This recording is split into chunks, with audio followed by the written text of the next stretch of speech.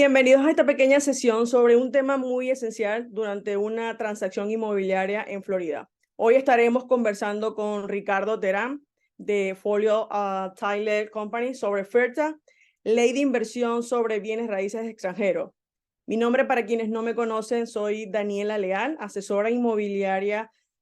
Asesoro particularmente tanto como extranjeros como locales. Estoy admitiendo algo aquí rápido. Ok, bien. Bajo la compañía eXp Realty.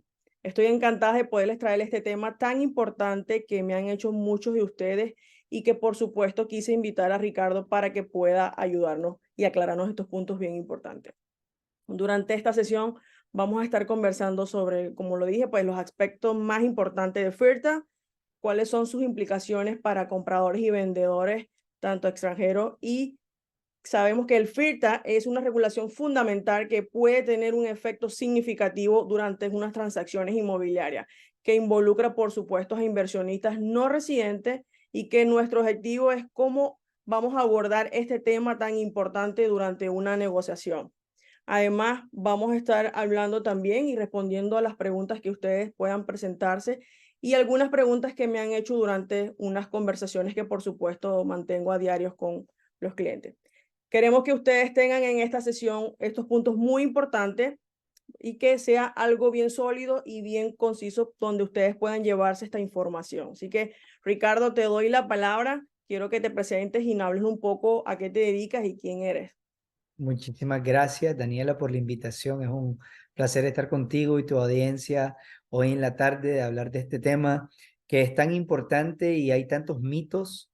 Es muy mal entendido este tema de FIRPTA. A mucha gente le causa mucha ansiedad hablar de FIRPTA, especialmente porque extranjeros que tal vez compraron en un pasado, a la hora de querer vender, te dicen, bueno, es que nunca nadie me dijo de FIRPTA, y en realidad es una ley que ha existido desde principios de los años 80 aquí en Estados Unidos. Eh, Nosotros en Folio Title, nuestro headquarter está basado en Doral, en Miami, y tenemos operaciones en todo el estado de la Florida. Y te puedo decir que más del 60% de toda nuestra clientela es internacional. Por ende, es un tema en el cual hemos tenido que especializarnos, además de temas como los 1031 exchanges, y crear todo un sistema de soporte multilingüe, ¿verdad? Para nuestros clientes extranjeros y para los realtors que los sirven. Hoy en día, Folio ha sido nombrado una de las 25 empresas de título más importantes por nuestro asegurador en todo el estado de la Florida, que fue un grandísimo honor para nosotros. Y hoy en día estamos haciendo cierres residenciales, cierres comerciales, administración de FIRPTA de la mano con contadores autorizados, coordinaciones de 1031 exchanges. Y uno de los temas que más nos ha ayudado para servir a la comunidad, las compañías de título tienen un rango de acción muy definida por la ley en la Florida. Hay cosas que podemos hacer y cosas que no podemos hacer.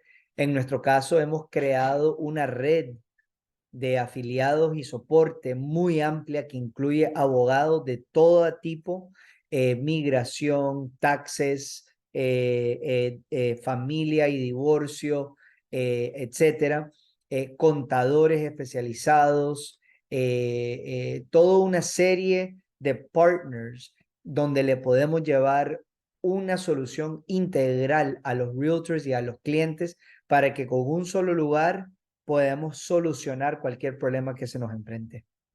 Excelente, wow, un equipo todo multidisciplinario donde podamos encontrar todas esas cosas muy importantes. Siempre lo mantengo y lo recargo durante las conversaciones que tenemos, no solamente es el realtor, no solamente es la parte del banco, o sea, hay un equipo totalmente completo donde podemos abarcar cada punto durante una transacción. Así es. Y cada transacción es diferente. Y para cada cliente su transacción es la más importante. Entonces, Folio hoy en día se ha convertido en el partner, en el socio más importante de los realtors, además de su broker. ¿Por qué? Porque como cada transacción es diferente, podemos llevar al realtor y a su cliente de la mano navegando todos los diferentes temas y características de cada transacción. Así es. Bueno, Ricardo, entremos en materia. Hablemos qué es el FIRTA, cuáles son los objetivos principales que en el contexto de una transacción inmobiliaria en la Florida. Bueno, primero es importante entender que en los Estados Unidos tenemos dos niveles de leyes. Tenemos las leyes federales que aplican en todos los Estados Unidos y tenemos las leyes estatales que aplican en los diferentes estados. Real estate como tal es una actividad que a nivel legal hay una enorme cantidad de regulación a nivel del estado. ¿Okay? Pero hay muchas áreas de real estate que tienen implicaciones y caen bajo jurisdicción federal. Por ejemplo, la grandísima mayoría de los préstamos hipotecarios tienen un marco regulatorio y legal federal. Y en materia de impuestos, hay que entender que hay leyes que aplican en todo nivel, federal, estatal y local. ¿Ok? Municipal.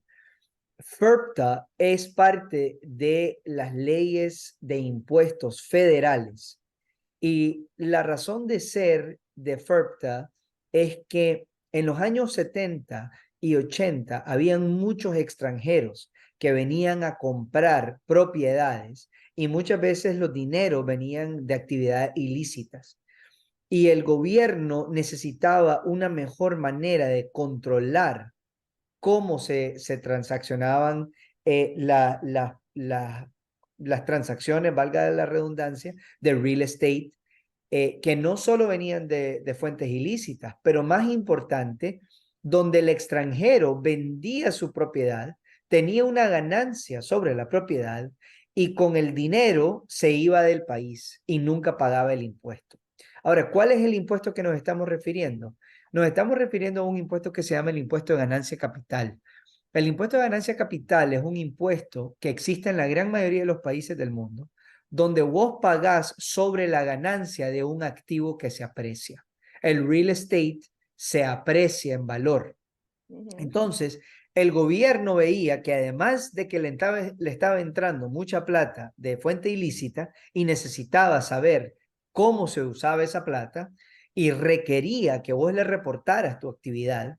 Si vos recibías todo el dinero, lo metías en tu bolsa, te montabas en un avión y te ibas.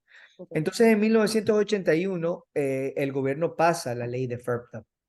Y interesantemente, la ley de FIRPTA dice que ante los ojos de la Dirección General de Ingresos de Estados Unidos, el IRS, 100% de las personas que venden real estate son consideradas extranjeras hasta que le podás comprobar al gobierno que sos un US taxpayer.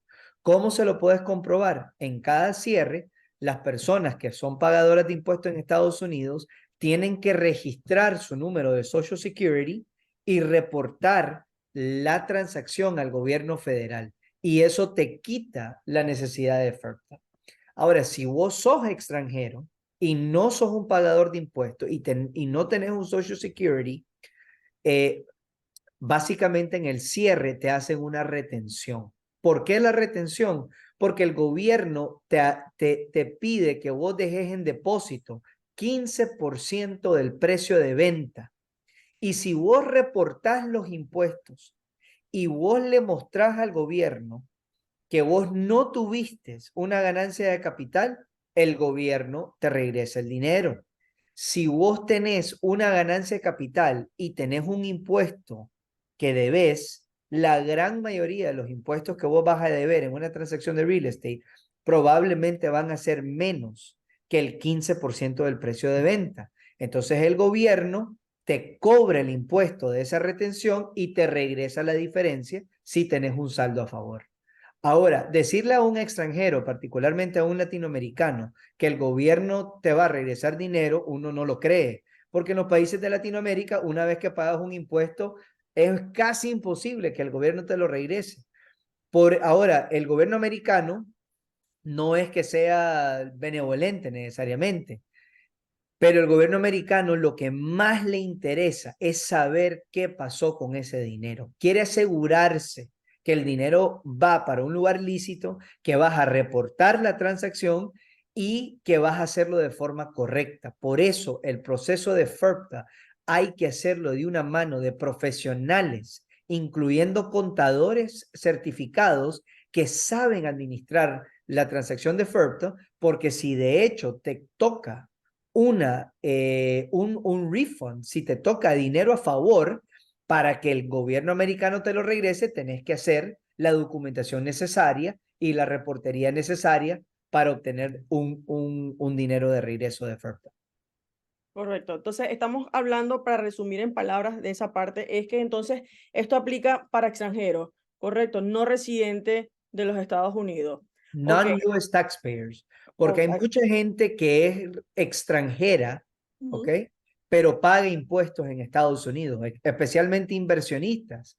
Hay muchos inversionistas que tienen ITIN numbers que por sus viajes y sus otras actividades empresariales ya pagan impuestos a nivel anual. Esa gente es considerada US taxpayer, aunque son extranjeros, ¿ok? Al igual de que tener un Social Security no es suficiente para eximirte de FERPTA. Te voy a dar un ejemplo. En los años 70 y 80 y en los años 60 incluso, hubieron muchas personas extranjeras que vinieron a Estados Unidos a hacer sus estudios universitarios. Y en esos momentos el gobierno americano te asignaba un Social Security Number. Pero ese Social Security Number tiene años que no se usa para pagar impuestos. Si vos tenés un Social Security Number como este, vos vas a tener que pagar el FERPTA aunque tenés el Social Security Number. Exacto. So, Ricardo, ¿y cómo funciona la parte de la retención? ¿Es al momento entonces de la venta para que quede claro a la audiencia que nos está viendo en estos momentos? Cuando vos entras en un contrato de compraventa, si vos sos un vendedor extranjero, digamos, que te aplica el FERPTA, el agente de cierre, el closing agent, la compañía de título que va a hacer el cierre, tiene la responsabilidad de hacer una retención del 15%. Ahora, hay ciertas excepciones a eso.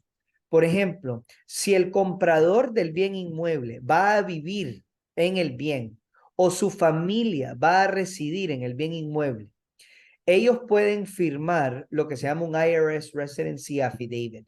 Y el IRS Residency Affidavit dice que si el comprador tiene la intención de vivir por lo menos la mitad del tiempo de los próximos 2 años, puede reducirse la retención.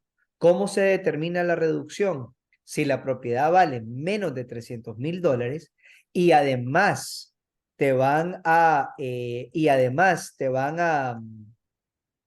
no sé si puedes ver mi pantalla. Sí, Ok, les voy a podemos. hacer aquí el resumen, ¿verdad? Aquí dice que si el comprador va a vivir en la propiedad y además va a firmar el affidavit, si la propiedad son menos de $300,000, hay cero retención. Si van a firmar el affidavit y la propiedad vale entre 300,000 y $1,000,000, hay una reducción de la retención al 10%. Ahora, es muy importante para los vendedores saber de que esto, el contrato no lo exige. Por ende, el vendedor tiene que decidir si como parte de su contrato va a exigir la firma de este affidavit. Con lo cual, si vos sos un agente de real estate que tiene un cliente extranjero, al momento de empezar a hablar con el cliente que te va a dar el listing para poder vender, vos querés entender si el FERP te va a aplicar o no. Porque quizás el cliente te dice, ¿sabes qué? Yo quiero que en el MLS vos me publiques la venta de esta propiedad y vos digas en los broker remarks de que esta propiedad solamente es para que gente viva y vas a adjuntar como condición de la oferta el IRS Residency Affidavit para que cuando te manden las ofertas los compradores incluya el affidavit. Es decir, entonces que esta documentación, como bien lo dijiste al principio y lo vuelves a recalcar, la prepara entonces la casa de título al momento entonces de realizar lo que es la venta. La casa de título te puede guiar en los affidavits y Ujú. si te anticipas, esto lo haces antes de que entres en contrato, ¿ok? Ahora, en Florida, quién escoge la casa de título depende de quién paga el seguro de título. En condados cerca de Orlando y de Tampa, por ejemplo, y de Naples, usualmente el que escoge la casa de título es el vendedor. Y en ese caso es excelente porque tu casa de título te puede controlar la transacción. Pero en Miami-Dade y Broward, usualmente quien escoge la casa de título es el comprador. Entonces, en esas circunstancias, si vos tenés un listing, valdría la pena evaluar si es buena idea que el seller escoja la casa de título para poder manejar el proceso de FIRPTA correctamente, porque no todas las casas de título manejan FIRPTA de una forma consistente. Porque, por ejemplo, si tenés un closing agent que tiene muy pocas transacciones extranjeras, quizás no sabe todos los temas del manejo de FIRPTA. En Miami-Dade, Broward y Orlando, donde una gigantesca cantidad de transacciones involucra a los extranjeros, tenés un mejor chance de encontrar una casa de título que sí conozca el proceso bien. Correcto. ¿Y cómo sabe el comprador en este caso cuando está realizando una transacción si la propiedad a la que está o la que va a comprar, por ejemplo, si los vendedores son extranjeros y se le está aplicando la retención de oferta? Es una muy buena pregunta porque en la gran mayoría de los casos los compradores no se dan cuenta. Por eso es que necesitas, si sos un comprador, que eres una casa de título a tu lado, de que sepa cuáles son los pasos que se tienen que seguir para confirmar si el vendedor le toca FIRPTA, que se haga bien la retención. Y te voy a decir por qué le interesa tanto al comprador que la casa de título haga bien su trabajo. Porque si vos lees la ley de FIRPTA, el gobierno americano, el quien responsabiliza de hacer la retención es al comprador, no es a la casa de título. La casa de título es un intermediario.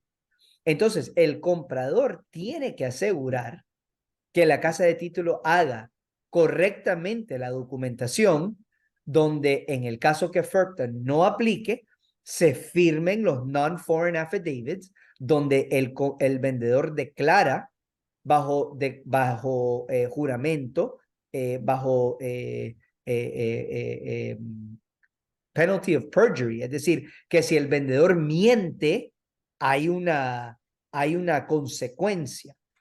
Entonces, si no aplica, la casa de título firma el non-foreign affidavit y si el FIRPTA aplica, va a estar delineado en la planilla de gastos que se llama el HUD o el Alta Settlement Statement. Ahí va a estar correctamente aplicada la retención y el comprador tiene el derecho de exigirle a la casa de título que le muestre el cheque de la retención a nombre del IRS que se va a mandar al Departamento de Tesorería al cierre. Incluso el comprador puede pedir a los 20 días, 30 días, que la casa de título muestre que el cheque fue cobrado para asegurar de que el cheque llegó, que el cheque se cobró en la tesorería y que ya el comprador cumplió su responsabilidad de remisión de fondos. Claro, así es. Muy importante toda esa información, Ricardo. Otra cosa muy importante también es a la hora de que obviamente recomendamos hoy en día realizar las compras a través de una compañía, de una LLC, tomando en cuenta las diferentes entidades legales como la corporación, la IND o la LLC. ¿En cuáles de estos casos aplicaría lo que es la retención del FIRTA? Y siendo así, em, estas corporaciones o estas identidades tienen que estar bajo, digamos, dos, tres personas conformadas o una sola para que pueda aplicar o no pueda aplicar. ¿Cómo sería en este caso, Ricardo? Es una extraordinaria pregunta porque hay mucha confusión con esto, ¿ok? Y vamos a tener que tomarlo paso por paso. Es muy importante recalcar a toda la audiencia que nos ve hoy que estos temas son meramente fiscales, estos son temas de impuestos.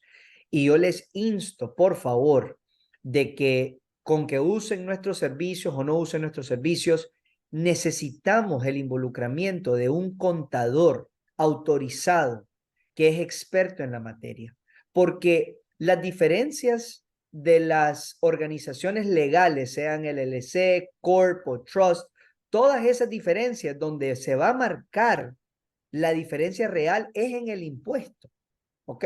Entonces el contador es el que va a guiar eso. Habiendo dicho eso, empecemos con las LLCs que son las más conocidas y hay una gran Hay un gran mito que porque tenés una LLC no te aplica el FIRPTA y eso es falso. El FIRPTA aplica cuando una LLC tiene solo un socio y ese socio es extranjero. ¿Por qué? Porque eso se considera un pass-through entity. ¿Ok? Ahora, cuando son dos socios o más, la ley fiscal los considera como partnerships. ¿Ok? Y la LLC con un contador que sabe lo que está haciendo puede declararse del punto de vista fiscal como una corporación. Aunque la denominación legal es LLC, vos podés someter tus taxes como una corporación.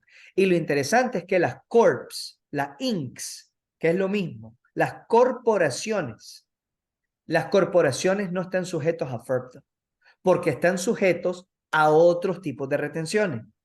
Incluso las LLCs de dos socios o más no están sujetos a FIRPTA, pero están sujetos a otras retenciones. ¿Qué tipo de retenciones? Bueno, hay muchas retenciones a la hora de repatriación de capitales. Por eso es que a veces los socios de las LLCs, incluso de los corps extranjeros, capitalizan la empresa a través de préstamos, en vez de a través de aportes de capital. Eso ya son tecnicidades importantes que hay que ver con el contador, pero de la manera que vos estructurás la empresa, te va a impactar a la hora que vos vas a vender. Entonces, estas consultas, y nosotros hacemos muchas de estas consultas con los realtors y sus clientes, involucramos a los contadores e incluso tenemos webinars que explican las diferencias de cada una de estas estructuras, pero por favor, eh, eh, involucren a un contador que pueda guiarlos en estas decisiones. Sí, muy importante. Ricardo, ahora que hablaste de esta parte de lo que es la corporación, de la LLC, ¿qué pasa si una LLC está conformada por un extranjero no residente, no taxpayer, y una persona que es residente, que sí declara sus impuestos, sus taxes acá en los Estados Unidos? Es decir, tenemos un 50 y 50, por ejemplo. Es una buena pregunta y bajo mi entendimiento es que cuando hay dos o más socios en la LLC, no importa de dónde son los socios, la retención a nivel de LLC es diferente. Entonces, la transacción no está sujeta a FIRPTA, ¿ok? Sin embargo, ese tipo de detalle es muy importante que si hay personas que ya tienen LLCs así, consulten con su contador antes de entrar al contrato. Y si vas a formar una LLC así, consulta con el contador para asegurar que de la forma que vas a declarar no vas a tener el FIRPTA a la hora de vender. Claro. Y te quiero decir algo, Daniela, que en los países latinoamericanos es muy común. Cuando vos le empezás a hablar al latinoamericano de consultar al contador, consultar al abogado, se empiezan a tener miedo que van a tener un montón de costos, ¿ok? Porque en Latinoamérica tenemos a abogados y notarios que son todólogos, ¿verdad? Son pitcher, catcher y bateador y te dan respuesta a todo, ¿verdad? Aquí, por las leyes que existen y por las especializaciones de las licencias, los profesionales acá son sumamente específicos y ellos no se atreven muchas veces a salir de lo que su licencia le permite. Pero habiendo dicho eso, por lo menos con los socios de negocio que nosotros trabajamos, la gran mayoría te dan 15 minutos, 20 minutos para hacer las preguntas más básicas y te van guiando y usualmente no tienen un costo esas consultas. Ahora, si vos querés una planificación fiscal con 2, 3 horas, 4 horas, cualquier profesional acaba de decir, bueno, mira, eso involucra un costo, pero que la gente no tenga miedo de hacer las preguntas por los costos, porque a los profesionales como nosotros nos interesa de sobremanera tener a un cliente educado, porque el cliente educado toma buenas decisiones y el cliente mal educado, el cliente que no tiene la información correcta, empieza a cometer error tras error que se van acumulando y los costos para deshacer esos errores son exponencialmente más que si te hubieras estructurado bien. Correcto, es correcto. Y sí, eso pasa diariamente. Es como tú lo dices, siempre tenemos que ir y nosotros, de mi parte, por ejemplo, siempre llevo cada cliente con cada experto. Decimos que somos como especialistas en cada área. Por eso es muy importante contar con un realtor, tanto como una compañía de título y todo, realmente que estén bien preparados. Ricardo, ahora, ¿cuáles serían algunos consejos prácticos que podrías ofrecer para facilitar obviamente, y agilizar lo que es las transacciones sujetas a oferta. Estás en mute. Perdón, eso es una muy buena pregunta y sí hay unos tips importantes, como por ejemplo, eh, el tip que les di, que si saben que son sujetos a FERPTA y quisieran mercadear a clientes residenciales, que se suba al MLS como condición el IRS Residency Affidavit. Esa es digamos, sugerencia bastante práctica, ¿verdad? Que se pueden llevar. Eh, Otro de ellos es asegurar que en los contratos hay diferentes maneras de someter eh, de someter la solicitud de FERPTA al gobierno, ¿verdad? Y hay una solicitud que se llama Withholding Certificate, donde en vez de mandar los fondos al gobierno, la compañía de título en el cierre se puede quedar con los fondos mientras el gobierno saca su conclusión de los impuestos que se deben. Esencialmente lo que estás haciendo con el Withholding Certificate es solicitar una planilla anticipada con un contador. Si eso se va a hacer, es muy importante que en el contrato diga que el buyer va a cooperar con esa gestión. ¿Por qué? Porque para la solicitud del Withholding Certificate necesitas un número de identificación fiscal para el comprador. Entonces, si vos tenés un comprador individual extranjero, ese comprador es posible que no tiene un ITIN number. Entonces, vos necesitas, para poder someter tu planilla, exigirle contractualmente al buyer que aplique para un ITIN number. Ahora, todos estos detallitos en el día a día de los mercados, la gente dice, no, no te preocupes, yo lo voy a hacer después, no sé cuánto. Y muchas veces después te encontrás que ya estamos montados encima del macho, como dicen, y que no estamos recibiendo cooperación de las partes. Por eso es que tratamos de ser lo más transparente posible al comienzo, ¿verdad? De estas cosas. El último tip práctico es si hay un vendedor que está sujeto a FERPTA y especialmente si no va a poder venir a los Estados Unidos a firmar, que considere escoger su casa de título, incluyendo Folio, que somos especialistas en cierres en el extranjero, que no todo closing agent puede. Bueno, Ricardo, muchísimas gracias de verdad por toda esta información, por todas estas aclaratorias. De verdad que no sé si deseas añadir algo importante que consideres que sea necesario en estos momentos para la audiencia y por supuesto para los compradores y vendedores extranjeros. Pues adelante. Agradezco muchísimo tu invitación, ¿verdad? Este es un tema que a mucha gente le parece aburrido y a mí me parece fascinante porque si seguís el pie de la letra de la ley, se puede implementar muy fácil. Y creo que es importante recalcar que FERPTA no es un impuesto. El gobierno americano no quiere castigar a los inversionistas internacionales. El gobierno americano lo que pide es transparencia y el gobierno americano lo que pide es cumplimiento de la ley. Este es un país lleno de oportunidades para personas que buscan un Estado de Derecho estable, que busca retornos de su inversión líquidas en dólares. Es un lugar fantástico para invertir, aún y con todos los impuestos que uno a veces cree que tiene que pagar, todavía la gente gana dinero. Entonces, no le tengamos miedo a la transparencia y a aclarar, usemos a los profesionales correctos y no sabemos lo que no sabemos, hagamos las preguntas para poder hacer el cumplimiento correcto y tener una transacción exitosa.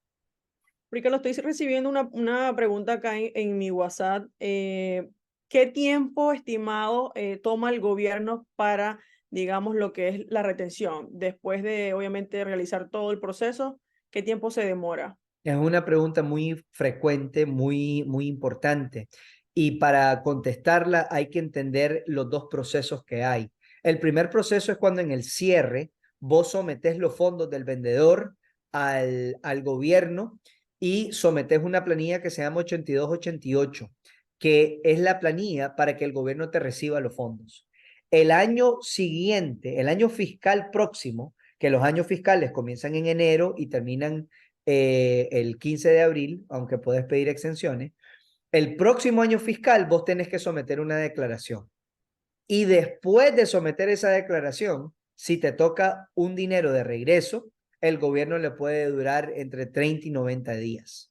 Pero tuviste que esperar hasta el próximo año fiscal. Entonces, si vos cerrás tu propiedad en septiembre, octubre, noviembre, vas a recibir tu dinero, digamos, en febrero, marzo, abril, si la sometes en enero. Pero si vos cerraste en enero, febrero, tenés que esperar un año completo para poder someter tu planilla. Entonces va a depender del porcentaje del año. El otro proceso, que es la aplicación para un withholding certificate, te permite someter la planilla anticipada. Entonces, tradicionalmente, si vos cerrabas entre enero y digamos octubre, vos sometías la aplicación para withholding certificate y en 90 a 120 días te daban el reintegro. ¿Qué es lo que pasó?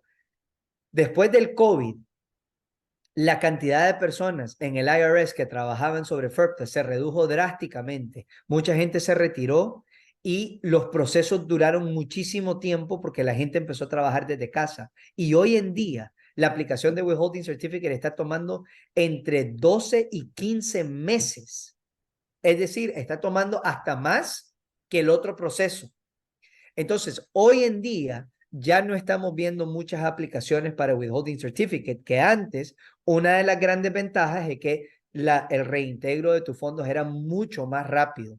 Hoy en día, los atrasos que se empezaron a vivir desde el COVID, en realidad el IRS no los ha podido sanar. Entonces, a la mayoría de los clientes, pues se les está recomendando que simplemente sometan la planilla normal el próximo ejercicio fiscal. Perfecto.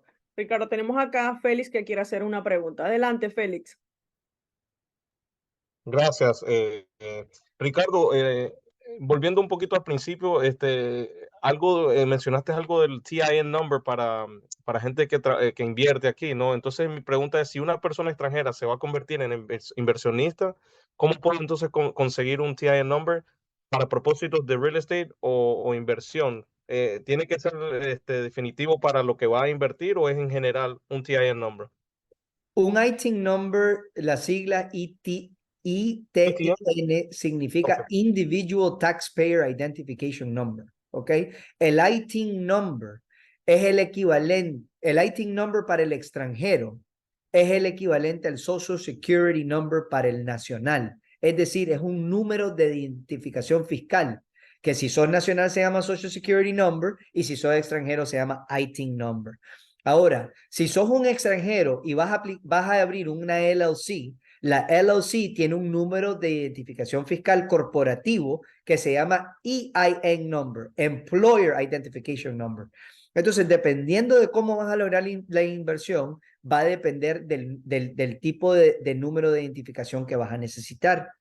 Habiendo dicho eso, el gobierno americano no da los ITIN numbers como caramelo. Necesitas cumplir lo que ellos llaman un evento fiscal. ¿Qué puede ser un evento fiscal?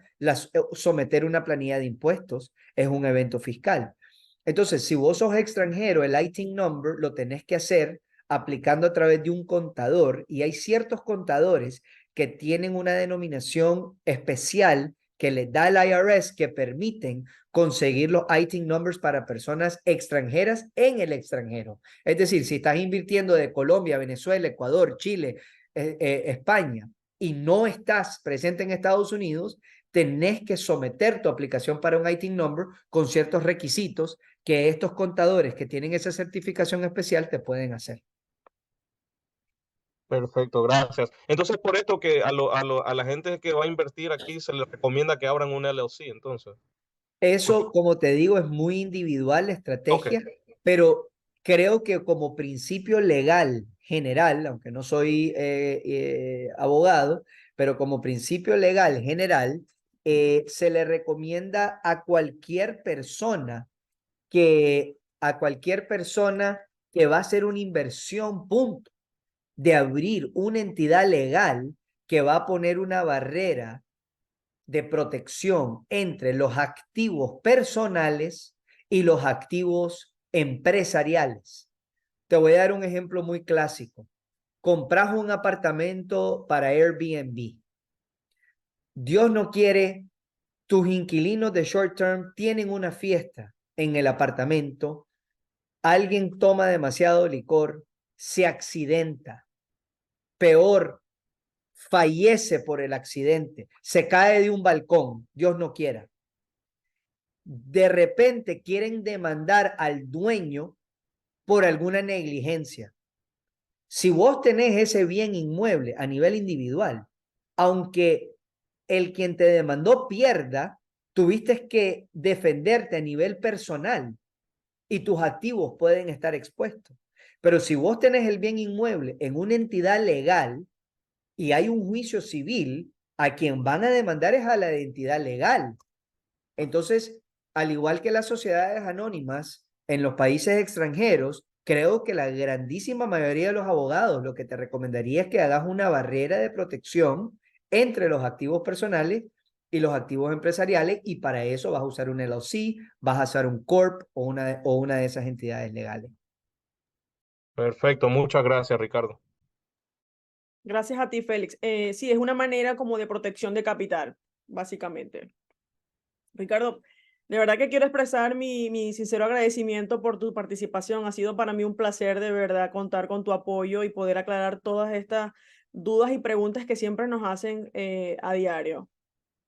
A vos, muchísimas gracias, Daniela, de verdad, un placer estar contigo, con tu audiencia. A mí me parece que el querer educar a las personas es una vocación súper importante, y solo porque estamos en el sector de real estate, esta vocación no se puede apagar, porque el servicio a nuestros clientes pasa por guiarlos y asesorarlos, y es normal que las personas no saben lo que no saben. Entonces, para mí en realidad es un privilegio que las personas escuchen lo que tengo que decir para que se asesoren. No tienen ni siquiera que ser conmigo, pero que le pregunten a las personas correctas. Ahora, habiendo dicho eso, en Folio tenemos a 25 profesionales con más de 25 años de experiencia tratando de apoyar a los clientes, conectarlos y guiar a sus realtors a crear transacciones ganar-ganar. Correcto. Sí, si tienen alguna pregunta adicionalmente, podemos agendar una asesoría personalizada también, por supuesto, donde podamos, digamos, explorar más a profundidad todos estos temas. Muchísimas gracias por la invitación. Sí, recuerden también que acá pregunta Nelly, está en Orlando. ¿Cómo trabajas acá en Orlando, Ricardo? Nosotros hacemos cierres en todo el estado de la Florida, incluso tenemos una oficina en Orlando, aunque la mayoría de nuestro procesamiento se hace en diferentes lados del estado, pero tenemos una red de notarios móviles que nos ayudan a hacer el cierre, pero el proceso de la transacción lo procesamos en diferentes puntos del estado. Claro, claro que sí. Muchísimas gracias. Nada, bueno, recuerden que pueden compartir esta información con alguien que les pueda interesar. Espero que podamos seguir trabajando, por supuesto, juntos y encontrar todas estas respuestas que se presenten día a día en un tema lo que es crucial para una transacción inmobiliaria. Ricardo, Perdón, muchísimas una última preguntita, por favor. gracias. Claro. Disculpen. Ricardo, ¿tiene Folio algún afiliado en el estado de Georgia, de casualidad? Mira, mucha gente nos pregunta y actualmente no estamos licenciados en Georgia. Lo que hemos hecho es que con nuestro asegurador buscamos a un partner, a algún abogado que pueda tener una actividad, una licencia en Georgia y que tenga una reputación, que tenga una muy, muy buena reputación, y te mandamos el contacto si podemos. Sí, siempre tratamos de buscar alianzas en varios estados. Ok, gracias. Pero que ahora sí tenemos acá, bueno, Ricardo, hemos llegado al final. De nuevo, muchísimas gracias por todo. Vamos a estar colocando toda esta información en nuestros canales y en nuestras redes sociales para que puedan, obviamente, compartir y repetirlo si ustedes desean. Muchísimas gracias, Ricardo. Gracias a todos, los invitamos a seguirnos, y gracias, Daniela, por esta oportunidad. Gracias a ti. Bueno, hasta Buenas luego. Bye noches. bye. Feliz Bye. noche.